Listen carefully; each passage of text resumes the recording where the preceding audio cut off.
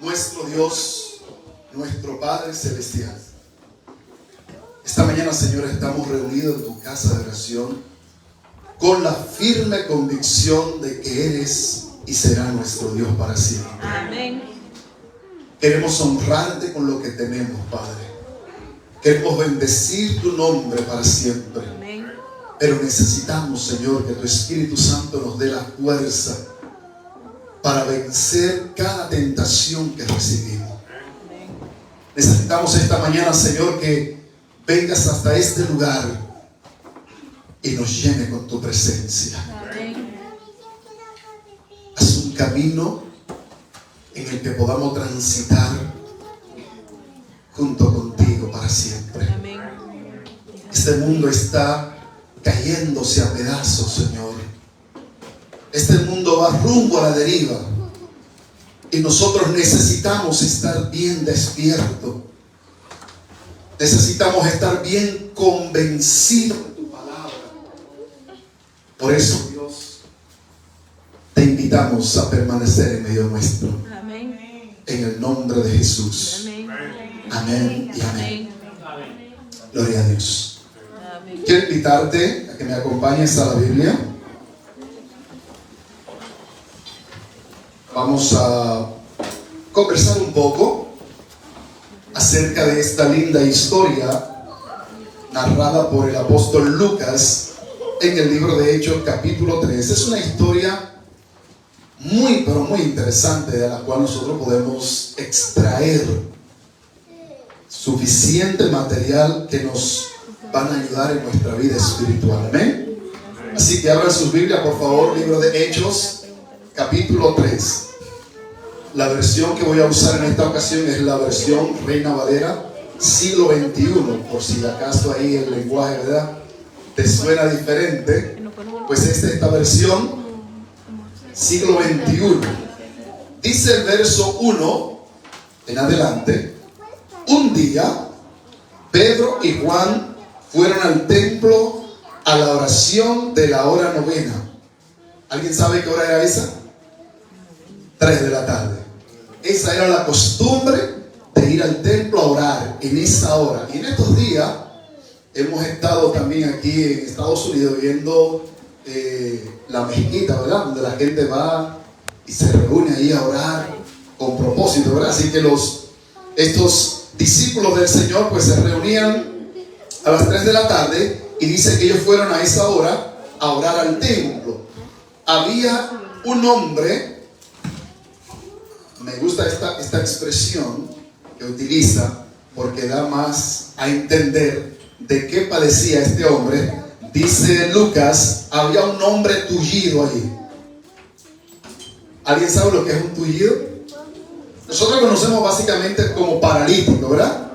Pero por lo regular la Biblia no menciona la palabra tullido. Así que encontramos en esta versión la palabra tullido. Dice el verso 2 que había un hombre tullido de nacimiento, a quien llevaban cada día y ponían a la puerta del templo, que se llamaba ¿cómo?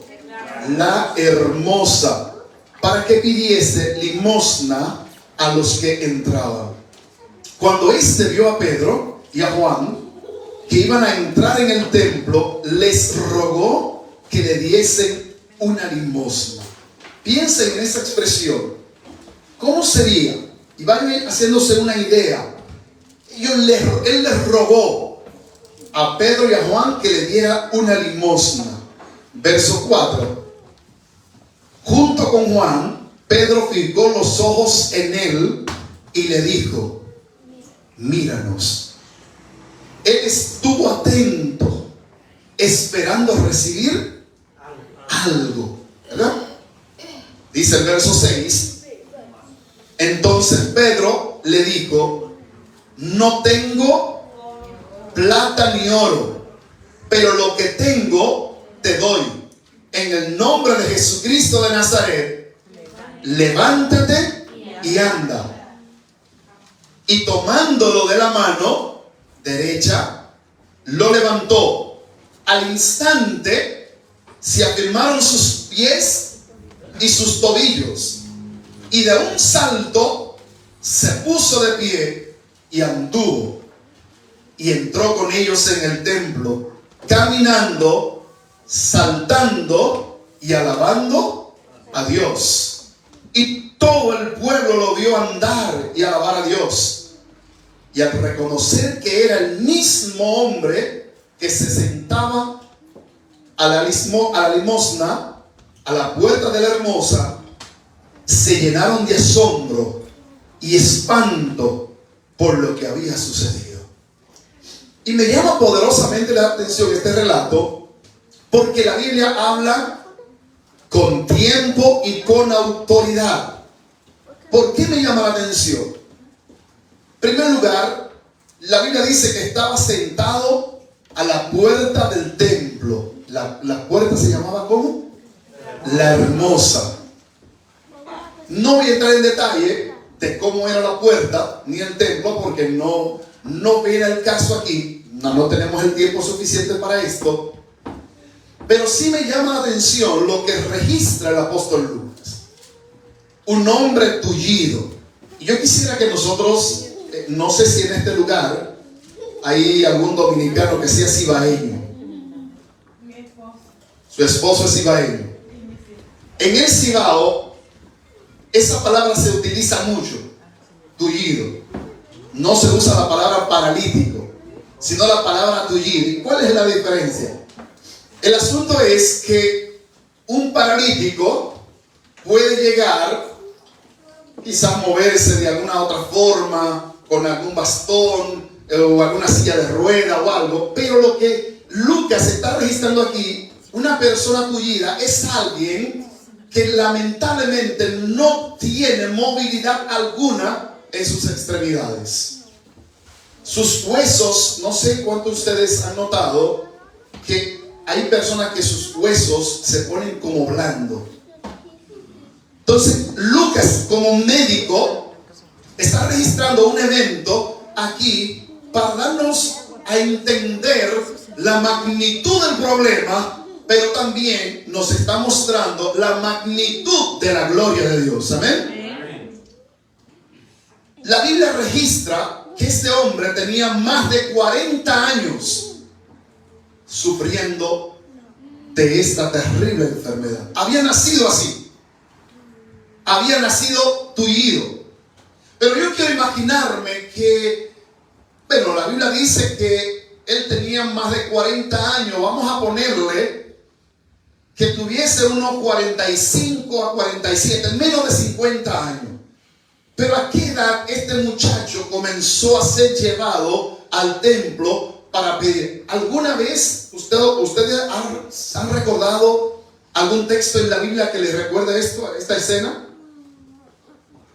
¿Sí recuerdan? Había un ciego de nacimiento también, que la Biblia lo menciona. ¿Cómo se llamaba? ¿Y lo llevaban a dónde? No, lo llevaban a los lugares más concurridos, donde más gente pasaba. ¿Para qué? Para que allí él pudiese, ¿verdad?, pues defenderse solicitando una moneda. Ahora, miren ustedes, días difíciles habían pasado los discípulos, hasta que el Señor decidió irse al cielo. Y allá lo que me llama la atención es que en Mateo 28:18, Jesús dijo: toda autoridad me ha sido dada, ¿dónde? En el cielo y en la tierra. Y cuando yo estudio a profundidad esto, la Biblia me está diciendo que esa autoridad que Dios le dio a su Hijo Jesucristo, esa misma autoridad se la pasó ¿a quién? A sus discípulos. Pero ¿qué pasa? Los discípulos no estaban preparados para recibir esa autoridad. ¿Por qué? Y te voy a explicar esto. El mismo capítulo, un poquito más atrás, 16, 17, dice que cuando ellos vieron a Cristo, se postraron, pero la mayoría no creía. La mayoría dudó. O sea, 3 años y medio caminando al lado de Cristo, viendo los milagros, viendo las cosas maravillosas que Jesús hacía. 3 años y medio no bastaron para que esa gente decidiera creerle a Jesús, incluyendo sus hermanos. Y por eso me llama la atención que estando los discípulos allí y viendo a Jesús partir al cielo, incluso cuando el ángel le dijo: ¿qué veis, varones? Ese mismo Jesús que habéis visto ir, ¿qué cosa? Asimismo regresará. Y Jesús comenzó a decirle que iba a enviar otro consolador, que iba a estar con ellos. ¿Cuánto tiempo? Todos los días, hasta el fin de sus días. Pero vino el aposento alto. Y qué maravilloso, hermano, es esto. Dice la sierva del Señor, me parece que en el libro de Hechos de los Apóstoles, que cada día los hijos de Dios deberíamos tener un aposento alto en nuestras vidas. ¿Alguien alaba el nombre del Señor? Amén. ¿Están entendiendo lo que le estoy diciendo? Amén. ¿Por qué cada día el aposento alto preparó a los discípulos para la batalla que ellos iban a enfrentar? ¿Sí o no? Un aposento alto que los habilitó a ellos para recibir la unción del Espíritu Santo. ¿Y qué hacemos nosotros con el Espíritu Santo cuando lo recibimos? Jesús dijo: obras mayores que las que yo he hecho, ¿qué cosa? Ustedes harán. Pero ¿cómo la vamos a hacer, hermano, si nosotros no tenemos cada día un aposento alto en nuestras vidas? ¿Cómo podemos ayudar a las personas? Hoy día la gente está enferma, la gente se está muriendo, la gente está en depresión, la gente está sufriendo de cáncer, depresión, problemas nerviosos. Muchas veces la gente no necesita dinero, pero necesita a un Cristo que lo sane y que lo liberte. Pero nosotros permanecemos callados, como si no nos interesara la situación emocional, espiritual de esa persona. Gente lanzándose de un puente, gente lanzándose de un edificio, desesperado. La gente vive encerrada en sus casas para que no le molesten, para que no le digan nada. Familia teniendo problemas, hombres y mujeres teniendo problemas, gente cargada de pecado.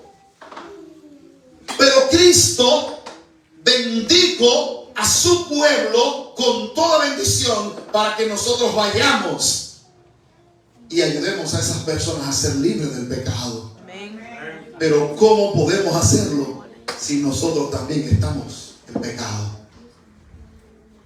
¿Cómo podemos bendecir a otros si nosotros no tenemos cada día un aposento alto?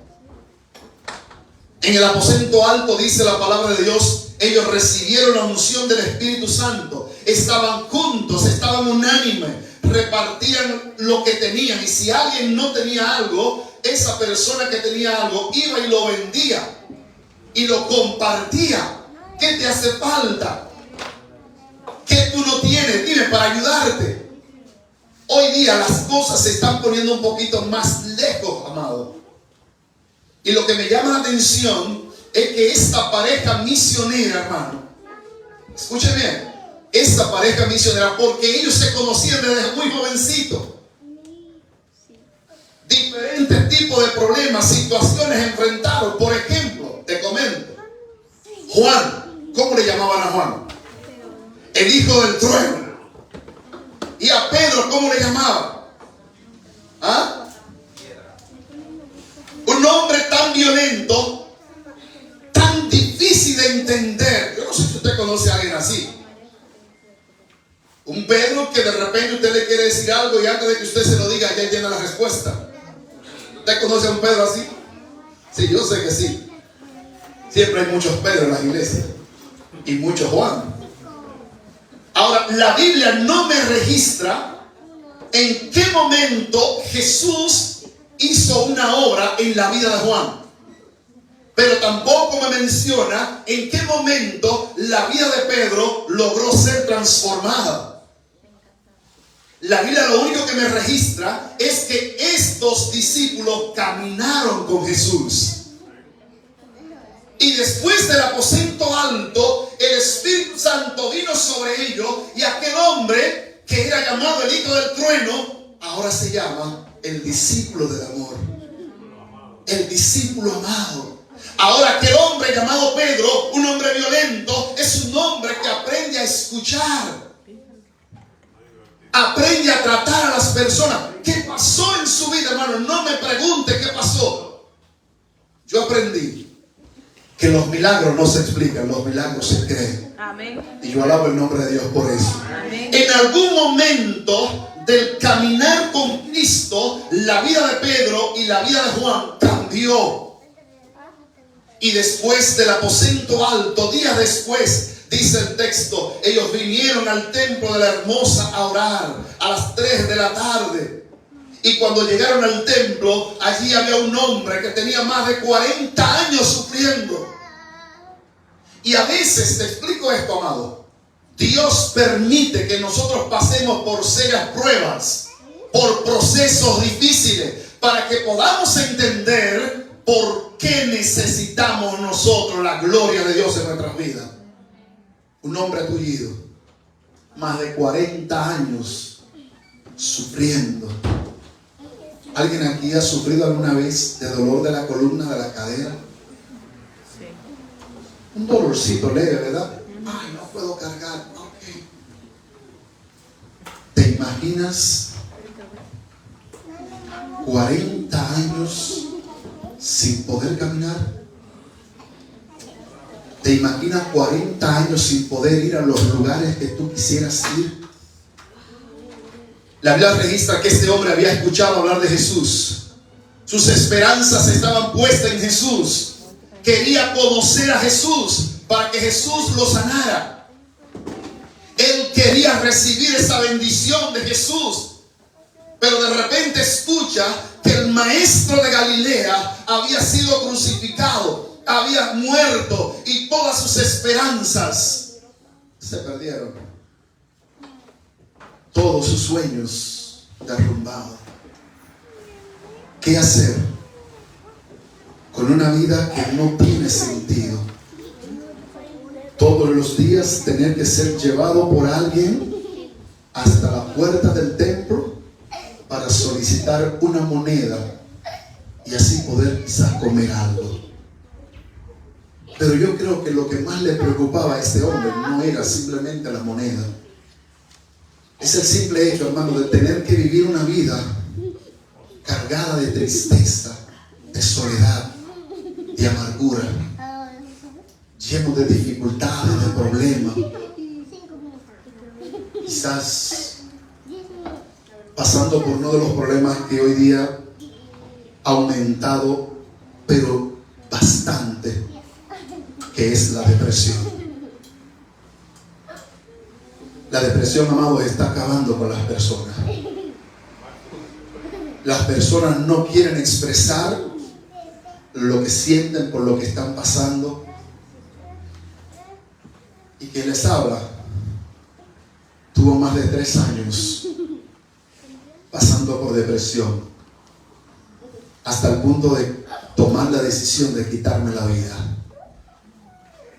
Y te puedo decir que yo entiendo perfectamente a este hombre. Vivir una vida sin sentido. Levantarte cada día y no saber, o quizás levantarte ese día, estar lleno de ánimo, lleno de gozo, ir a trabajar, sonreírle a la gente, caminar con la gente, abrazar a la gente, pero cuando llegas a tu casa que estás solo, comienza el dolor, comienza el ataque. Y comienza Satanás a bombardearte. Tú no sirves para nada. ¿Para qué tú vives? Mira la vida que tú llevas. Tu esposa no te ama, tu esposo tampoco te quiere, tus hijos no te aman, nadie te quiere en la vida. Y eso comienza a llenar tu cabeza, y tú a pensar que realmente tú no sirves para nada. Y llega el momento en el que tomas la peor decisión de tu vida. Y cuando tomé la peor decisión de mi vida, Jesús vino a mí. Amén. Él me libertó. Amén. Hoy yo estoy aquí. Pero ¿saben por qué estoy aquí? Porque Él me libertó. Amén. Y yo me pongo a pensar en la vida de este hombre. Desde muy pequeñito pidiendo limosna para vivir. Sus sueños acabados.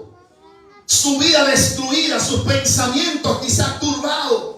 ¿Qué voy a hacer toda mi vida? Ya me estoy poniendo viejo y no he recibido un milagro. Pero ese día él se levantó y ese día fue llevado al templo. Y dice la palabra que él estaba allí en la puerta de la Hermosa. Y ese día Pedro y Juan fueron llevados allí a orar. Y cuando Pedro lo vio y Juan lo vio, dice la sierva del Señor en el libro Hechos de los Apóstoles, capítulo 6, que lo miraron con misericordia. Oh, alabado sea el nombre de Dios. El hombre que no quería saber de nadie, el hombre que era hijo del trueno, ahora ha sido transformado y está mirando a ese pobre hombre ¿con qué? Con misericordia. Antes te veía, tú no sirves para nada. Ahora ves a esa persona que lo poco que tú tienes, puedo sacarle provecho. ¿Alguien alaba el nombre de Dios? Amén. ¿Alguien entiende lo que estoy predicando esta mañana? Amén. Ese hombre estaba allí solo, triste, amargado, pasando por problemas. Y ahora él ve la oportunidad de conseguir algo para comer y le dice a Pedro, le rogó. Mira, yo no sé si tú puedes entender cómo sería el ruego de este hombre para solicitar una moneda. Imagínate, todo el día sin conseguir nada, porque todo el que pasaba por ahí lo conocía. Ay, que ya está este mendigo pidiendo, todos los días te doy. Y a lo mejor ese día no había conseguido nada y vio a estos dos hombres diferentes, caminando diferente, quizás hablando diferente, y le rogó, le imploró que le diera una moneda. Y dice el texto que Juan y Pedro lo miraron fijo a los ojos.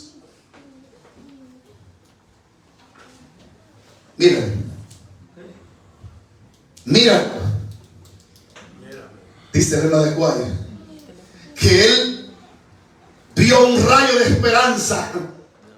Cuando le dijeron, míranos, pensó, por fin alguien va a tener misericordia de mí, me van a dar algo para yo poder comer.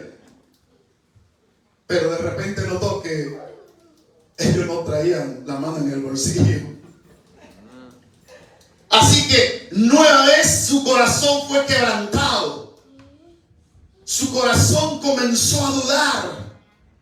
Pero cuando Pedro le dice, no tengo oro ni plata, mas lo que tengo te doy, inmediatamente surgió en su pensamiento, algo mejor me van a dar. Algo mejor me van a dar. Y Pedro no había cesado de hablar cuando Pedro le dice, en el nombre de Cristo Jesús de Nazaret, levántate y anda. Y dice la palabra de Dios que en ese hombre resurgió un deseo de vivir. ¿Por qué, amado?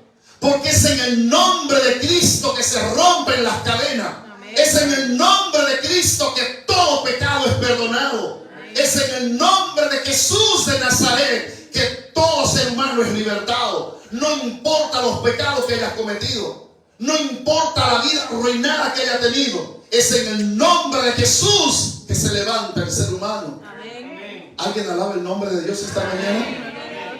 Nueva vida para este hombre. Y dice el texto que Pedro lo tomó de la mano derecha. Y me gusta lo que Lucas registra como médico. Lucas dice que inmediatamente Pedro lo ayudó a levantarse. Sus huesos se enderezaron. Aleluya. Sus huesos se enderezaron. Aquellos tobillos que eran como esos huesos blandos que usan las personas a veces para hacer guiso. ¿Entienden lo que estoy hablando? Esos tobillos que estaban dañados por más de 40 años, al instante, con tan solo mencionar el nombre de Jesús, esos tobillos se enderezaron. Y de un salto se puso de pie y comenzó a saltar. Y comenzó a alabar el nombre de Dios. Y la gente comenzó a verlo. Y dice el texto que la gente se asombró. ¿Qué pasó? ¿Qué pasó con este hombre? Pasó gracia de Dios a su vida. Amén. Llegó la oportunidad de salvación. Llegó la hora de que ya su sufrimiento se terminara. Ese día, ese hombre se levantó sin deseo de vivir, pero ese mismo día Jesús le dio razón de vivir. Amén. Yo no sé si esta mañana estoy predicando para alguien que se siente solo, sientes que no vales nada. A lo mejor está pensando tomar una decisión en tu vida. Quiero decirte algo esta mañana. Efesios 1:8 dice que Dios te ha dado en abundancia sabiduría e inteligencia para que tomes buenas decisiones. Amén. Y la mejor decisión que puedes tomar hoy es darle todo lo que tienes a Cristo Jesús. Amén. Quiero que ustedes me permitan contarle un testimonio breve. Hace 7 años aproximadamente, su servidor fue llevado al hospital 4 de la mañana por un dolor leve aquí, supuestamente apendicitis. Fui al hospital y allí me tuvieron desde las 4 de la mañana hasta las 6 de la tarde, sin tomar agua, sin medicamento, sentado en una silla plástica, esperando que apareciera el cirujano para que me atendiera. Y te cuento esto porque jamás lo he podido olvidar. Como a eso de las 4 de la tarde, llevaron a un señor, unos 70, 80 años aproximadamente, muy malo, muy grave. Y lo tenían ahí en emergencia.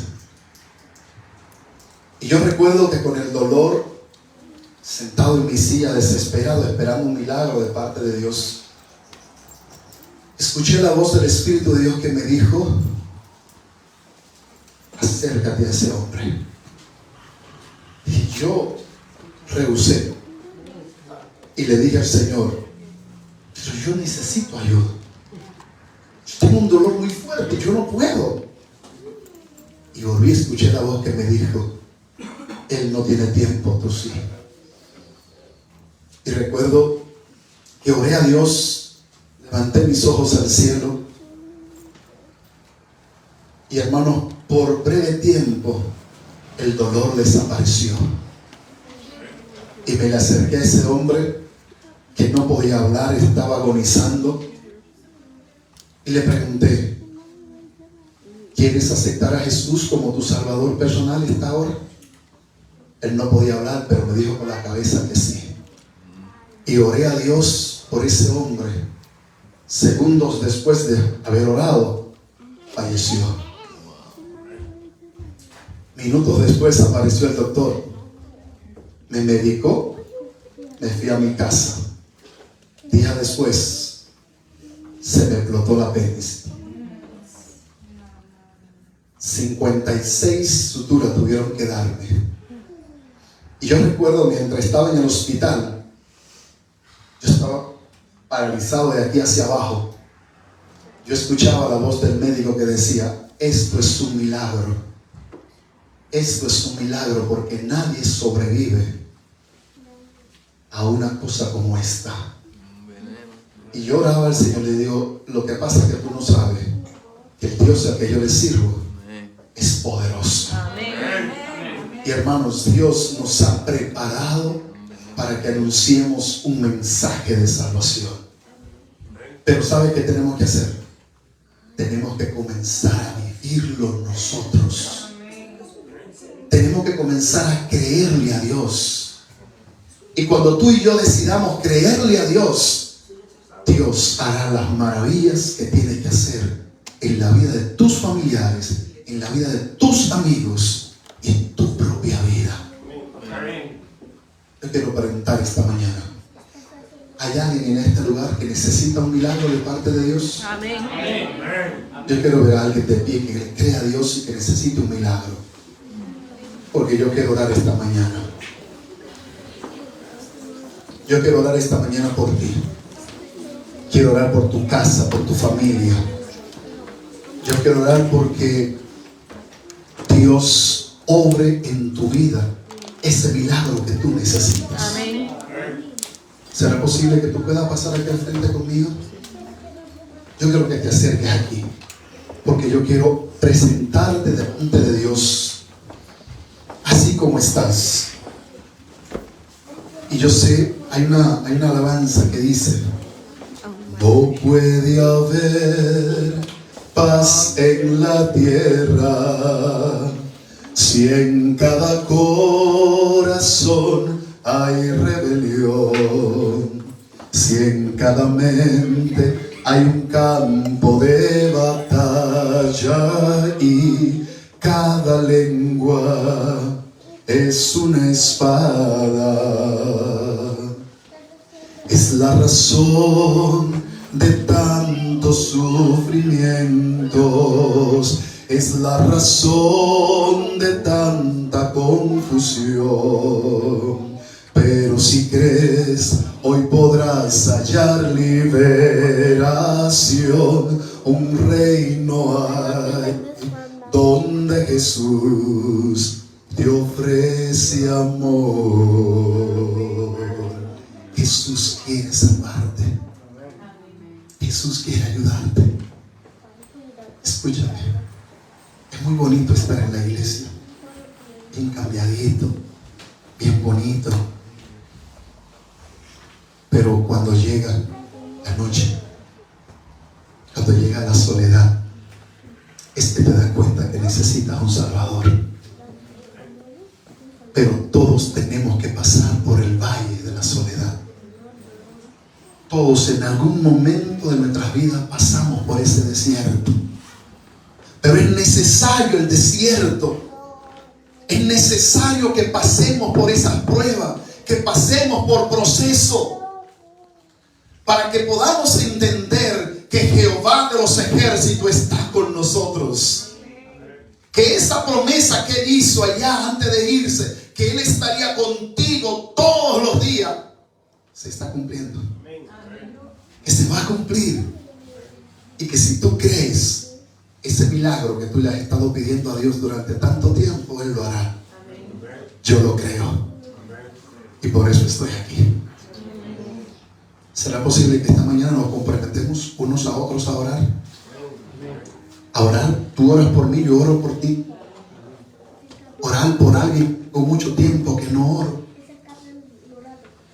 Estar juntos, unánimes en el Espíritu. Permíteme orar esta mañana. Dios eterno, Dios de misericordia, es preciso el momento, Señor, para presentarnos delante de ti esta mañana. Después de haber escuchado tu palabra, después de saber que eres un Dios de milagro, que no importa el tiempo, no importa la circunstancia, tú sigues siendo Dios y que puedes obrar. Aún no importa si hay alguien que haya tocado fondo, tú tienes el poder suficiente para sacarlo de ese lugar y traerlos a una luz admirable. Gracias, Dios, porque eres el Santo de Israel. Eres Jehová de los ejércitos, eres el Dios de los milagros, eres el Dios de lo imposible. Y esta mañana, Señor, nos presentamos delante de ti tal como somos, con lo que tenemos, Señor, con nuestras situaciones. Quizás alguien con un problema de salud que no puede vencer. A lo mejor alguien con una deuda que no ha podido cumplir. A lo mejor alguien sin trabajo y necesita, Señor, para sostener su familia. A lo mejor hay alguien que está depresivo, Señor. No sé si hay alguien en esta mañana que tenga un problema serio espiritualmente, oh Padre. Yo quiero rogarte como ministro del Evangelio que tú tomes control de esa vida. Que tú proveas salud física, salud mental, salud espiritual para tu iglesia. Trae liberación a tu iglesia, Padre bueno. Trae sanidad a tu iglesia.